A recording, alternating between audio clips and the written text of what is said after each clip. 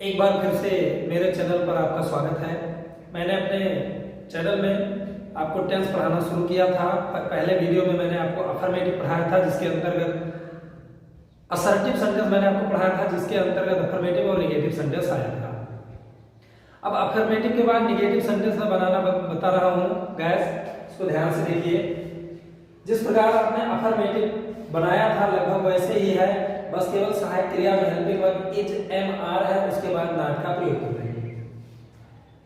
Helping verb is am या are के बाद नॉट का प्रयोग करते हैं, इससे निगेटिव सेंटेंस बन जाएगा। तो यहाँ जैसे तुम अमीर नहीं हो, यहाँ कौन का प्रश्न करेंगे, सब्जेक्ट मिल जाएगा, तब हम सब्जेक्ट लिखेंगे। तुम अमीर नहीं हो, कौन अमीर नहीं हो, तुम। तो तुम यानी ये सब्जेक्ट है, इसको हम लिख देंगे। यू के बाद हेल्पिंग वर्ब, यू के साथ आर लगता है, तो यहाँ पे लग जाएगा आर। गाइस, ये याद करना जरूरी है कि किसके साथ क्या लगता है। तो ये मैंने अपने पहले वीडियो में ही बता दिया है कि ही, सी, इट जितने भी सिंगुलर है, एक वचन है, उसके साथ इज लगेगा। आई के साथ एम लगता है। यू, वी, दे और जितने भी प्लूरल है, बहुवचन है, उनके साथ आर लगता है। तो गाइस, आप इसको एक बार याद कर लीजिए, बार बार याद करने की जरूरत नहीं होगी। तो यू आर। अब नॉट का प्रयोग हमें कहाँ करना है, सहायक क्रिया यानी helping verb is am are के बाद। फिर बचता क्या है, अमीर यानी रिच, उसको हम लिख देंगे। इस प्रकार का सेशन बनाएंगे। आपको इज एम आर के बाद नॉट का प्रयोग करना है। उसका भाई सड़क पर अकेला नहीं है, यहां से कौन का प्रश्न करेंगे। अंत में 2 या 3 शब्दों से कौन का प्रश्न करने पर आपको उत्तर के रूप में जो मिलेगा वो सब्जेक्ट है। पहले पढ़िए इसको। उसका भाई सड़क पर अकेला नहीं है, कौन अकेला नहीं है, उत्तर मिला उसका भाई। ये आपको सब्जेक्ट मिल गया, तो पहले आपको सब्जेक्ट लिखना है, इस स्ट्रक्चर के अनुसार आपको ट्रांसलेशन बनाना है। तो सब्जेक्ट लिखिए, उसका इंग्लिश हिज होता है और भाई यानी ब्रदर। अब सब्जेक्ट लिखने के बाद गाइस आपको हेल्पिंग वर्ब का प्रयोग करना है, इज एम आर।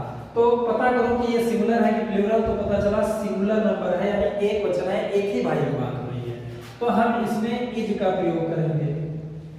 अब नॉट का प्रयोग कहाँ करना है, इज एम या आर के ठीक बाद में नॉट का प्रयोग करना है, तो नॉट यहाँ पे लगा देंगे। गायब जब इसमें कई शब्द आ जाते हैं तो कंप्लीमेंट ढूंढना थोड़ा सा मुश्किल हो जाता है, लेकिन अगर आप प्रीपोजिशन जानते हो तो ये ध्यान रखिए, प्रीपोजिशन अंत में रहेगा, इसलिए पहले अकेला शब्द लिखा जाएगा। अगर इस तरह आप नहीं समझ पाते हैं तो जितना लिखा है उसकी हिंदी निकालिए। उसका भाई नहीं है, फिर क्या नहीं है का प्रश्न करने पर आपको पूरक मिल जाएगा, कंप्लीमेंट मिल जाएगा। उसका भाई नहीं है, क्या नहीं है, अकेला। क्या नहीं है, अकेला। तो ये कंप्लीमेंट है, इसको हम लिखेंगे एलोन। और फिर ये लिखेंगे सड़क पर प्रीपोजिशन है जिसके लिए आता है, यदि सड़क के लिए आया है तो सड़क के आगे लिखा जाएगा, यानी on the road, on the road. इस तरह से हम ट्रांसलेशन गाइस बनाएंगे। ये बहुत इजी है। अगर आपने मेरा पहला वीडियो नहीं देखा है तो उसको देखिए, उसको समझिए, उसके बाद जब इस वीडियो को देखेंगे तो ये 100% सही समझ पाओगे आप। अब देखिए तीसरा शब्द देखिए, मुझे खेलों में रुचि नहीं है।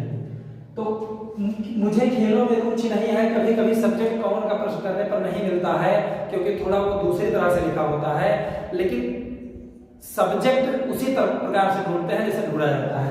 से कहा गया मुझे खेलों में रुचि नहीं है, रुचि खेलों में किसको नहीं है, मुझे। यानी रुचि कौन खेलों में नहीं रखता है, रुचि खेलों में कौन नहीं रखता है, मैं। तो यहाँ पे आई लिखा जाएगा। भले ही यहाँ पे मुझे शब्द लिखा हो, लेकिन मुझे अगर सब्जेक्ट के रूप में आ गया है तो वहां पर हमेशा आई का प्रयोग करते हैं। अब आई के साथ यहाँ पर एम लगेगा, आई। अब निगेटिव शब्द में क्या करना है कि इज एम आर के बाद उचित रूप से नॉट लगा देना है। तो यहाँ एम लिखा है तो यहाँ पे नॉट का प्रयोग कर देंगे। अब मैं रुचि नहीं रखता हूँ किस चीज में, रुचि इसमें खेलों में, लेकिन उससे पहले कंप्लीमेंट आपको ढूंढना है। मुझे खेलों में रुचि नहीं है, तो मैं किस चीज में रुचि नहीं रखता हूँ, खेलों में। तो पहले रुचि शब्द लिखा जाएगा, प्रीपोजिशन बाद में लिखा जाएगा। तो रुचि होना ये अंग्रेजी इंटरेस्टेड होता है। I am not interested. फिर हम लिखेंगे इन गेम्स, इन गेम्स। गेम्स इसलिए लिखा गया है क्योंकि यहाँ खेलो लिखा है। गाइस एक वचन बहुवचन यानी सिंगुलर से प्लूरल बनाने का एक सीधा सा नियम है कि उसमें यस जोड़ दो, लेकिन ऐसी संख्याएं, ऐसे शब्द जिसके अंत में S double X, S double S, X double X, C H, S H या ओ अक्षर आते हैं उनके तब उसमें ई एस जोड़ा जाता है। बाकी अन्य शब्दों में एस जोड़ा जाता है। इसका नियम है, इसको आप नोट कर लीजिए, याद कर लीजिए। तो खेलो ये बहुवचन शब्द है तो इसमें हम गेम्स लिखिए। अब ये शब्द है भारत एक छोटा देश नहीं है। भारत एक छोटा देश नहीं है। भारत एक छोटा देश नहीं है, तो इसमें कौन छोटा नहीं है? ध्यान रखिएगा, अगर निर्जीव चीज को आप ढूंढ रहे हैं, अगर सब्जेक्ट के रूप में आपको गेस हो गया कि निर्जीव चीज है, तो क्या का प्रश्न करने पर सब्जेक्ट आसानी से अच्छे से मिलेगा। भारत एक छोटा देश नहीं है। क्या क्या छोटा देश नहीं है? भारत। कौन छोटा देश नहीं है? भारत। दोनों का प्रश्न करने पर आपको लगभग सब्जेक्ट मिल जाएगा। तो इसमें भारत यानी इंडिया लिखेंगे और इसके साथ इज लगा देंगे। सहायक क्रिया के बाद ही नॉट का प्रयोग होता है, तो उसको हम नॉट लिख देंगे। अब बचा क्या? एक छोटा देश, तो इसको लिख दीजिए ए स्मॉल यानी छोटा और देश अंग्रेजी कंट्री। तो इस तरह से डायरेक्ट ट्रांसलेशन बनाएंगे। ये आदतें तुम्हारे लिए अच्छी नहीं है। कौन अच्छी नहीं है का प्रश्न करने पर मिला ये आदतें, लेकिन जो चीज निर्जीव होती है उसको क्या का प्रश्न करने पर आसानी से आप ढूंढ सकते हैं। जैसे ये आदतें तुम्हारे लिए अच्छी नहीं है, क्या अच्छी नहीं है? उत्तर मिला ये आदतें।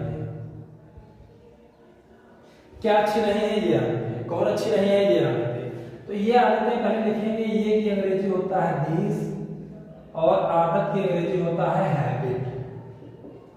लेकिन आदतें लिखा है, इसका मतलब प्लूरल है, तो जो चीज प्लूरल होती है उसमें एस जोड़ दिया जाता है या ई एस जोड़ दिया जाता है। अब इसके साथ सब्जेक्ट के बाद हेल्पिंग वर्ब आर का प्रयोग होगा, आर। अब ये आदतें हैं, फिर यहाँ पर नॉट लगा देंगे क्योंकि जमात के बाद ही नॉट लगता है। तो ये आदतें नहीं है, क्या नहीं है? अच्छी। ये कॉम्प्लीमेंट है, पहले इसको लिखो। तब हम ये लिखेंगे तुम्हारे लिए। लिए एक प्रीपोजिशन है जिसकी अंग्रेजी फॉर होता है। ये जिसके लिए आता है उसके आगे लिखा जाता है कि तुम्हारे लिए आया है, तो तुम्हारे से पहले यहाँ लिख दीजिए for you, for you. For यहाँ कर देंगे फॉर यू। गाइस आजकल मॉडर्न इंग्लिश में शब्दों को शॉर्ट फॉर्म में लिखने की बहुत ज्यादा चलन है। अधिकतर सहायक क्रियाओं को, हेल्पिंग वर्ब को और नॉट को जोड़कर एक बना दिया जाता है। तो उसको, इन तीनों सहायक क्रियाओं का को अगर हम एक में जोड़ेंगे तो कैसे जुड़ेगा मैं आपको बताता हूं। जैसे इज और नॉट है, इसको हम जोड़ते हैं तो ये हो जाएगा इजन, यानी वो हटाकर बीच में कामा लगा देंगे, एपॉस्ट्रॉफी लगा देंगे। जैसे है आर, आर प्लस नॉट को हम जोड़ते हैं तो ये हो जाएगा आर और यन लगा के वो हटा के टी जोड़ देंगे आर एन। आई और एन। गाइस इसका शॉर्ट फॉर्म नहीं होता है, इसका शॉर्ट फॉर्म नहीं होता है। हाँ अगर शॉर्ट फॉर्म लिखना है, सॉरी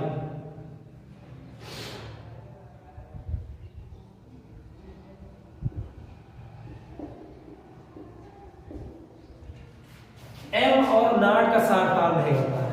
अगर आपने इस तरह लिख दिया एम एन तो ये गलत हो जाएगा। यानी कहने का मतलब ये है गाइस कि इसका शॉर्ट फॉर्म नहीं होता है। अगर आप शॉर्ट फॉर्म बनाना चाहते हैं तो आई और एन को बना लीजिए। तो आई एन का शॉर्ट फॉर्म होता है ये इसका शॉर्ट फॉर्म हो गया। अब दो तीन सेंटेंसेज में मैं आपको ये शॉर्ट फॉर्म लिखना भी बता सकता हूँ। यहाँ पर आरंट भी हो सकता था, यहाँ पर इजेंट भी हो सकता था, यहाँ पर एन नॉट नहीं होगा लेकिन आयन हो सकता था, और यहाँ पर आरंट हो सकता था, यहाँ इजेंट हो सकता था। तो चाहे तो आप 60 भाग में लिखें, चाहे तो अलग अलग लिखें।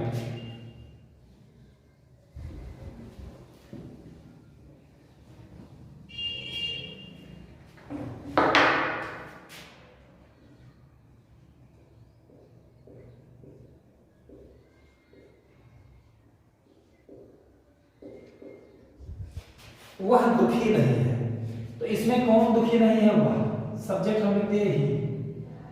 अब ही के साथ सहायक क्रिया इज लगता है, लेकिन अगर आप 60 भाग में लिखेंगे तो इजेंट हो जाएगा।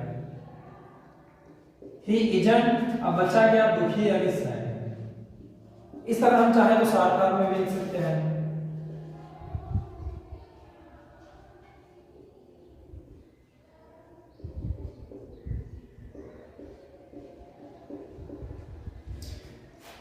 तुम छात्र नहीं हो, कौन छात्र नहीं हो? तुम, यानी यू सब्जेक्ट लिखिए।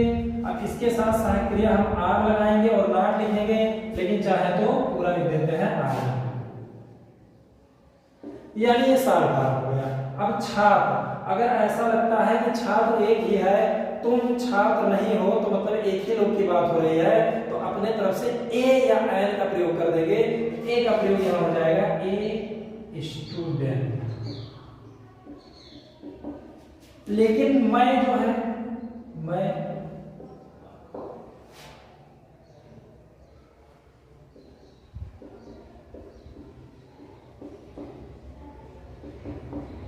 मैं बीमार नहीं हूं।